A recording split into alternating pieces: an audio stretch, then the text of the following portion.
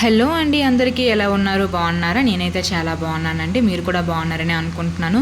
నిన్న పెట్టిన షార్ట్లో నేను ఒక పొడుపు కథ అడిగాను కదా, దానికి చాలా వ్యూస్ అయితే వచ్చాయండి. Thank you so much.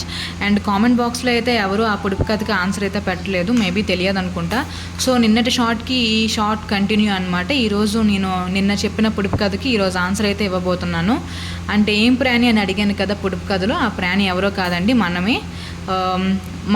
మనమంటే ఉదయాన్నే 4 కాళ్ళతో అని అన్నాను కదా. ఉదయం 4 కాళ్ళు అంటే బాల్యం అండి. మనం చిన్నప్పుడు బొంగురుతూ ఉంటాం కదా, సో అప్పుడు 4 కాళ్ళతో నడుస్తున్నట్టు అనమాట. మధ్యాహ్నం 2 కాళ్ళతో అనేసి అన్నాను కదా. 2 కాళ్ళు అంటే యంగేజ్కి వచ్చేసరికి మనం 2 కాళ్ళతో చక్కగా నడిచేయగలం. అండ్ సాయంత్రం వచ్చేసరికి 3 కాళ్ళు అన్నాను కదా. సో మనం ముసలైపోతే మనకి చేతులకు ఒక కర్ర వస్తుంది. సో ఆ ఊత కర్ర కూడా మనకి ఒక కాళ్ళు లాంటిదే అనమాట. సో అప్పుడు మనం 3 కాళ్ళతో నడుస్తున్నట్టు. అండ్ మనం నైట్ అయిపోతే ఏమి లేకుండా నడుస్తుందని చెప్పాను కదా. నైట్ అయిపోతే అంటే రాత్రిపూట అంటే మనం చనిపోవడం అండి. మనం చనిపోయిన తర్వాత మనకు అసలు బాడీతో సంబంధం ఏంటంటే మన కాళ్ళు ఏమీ అవసరం లేదు.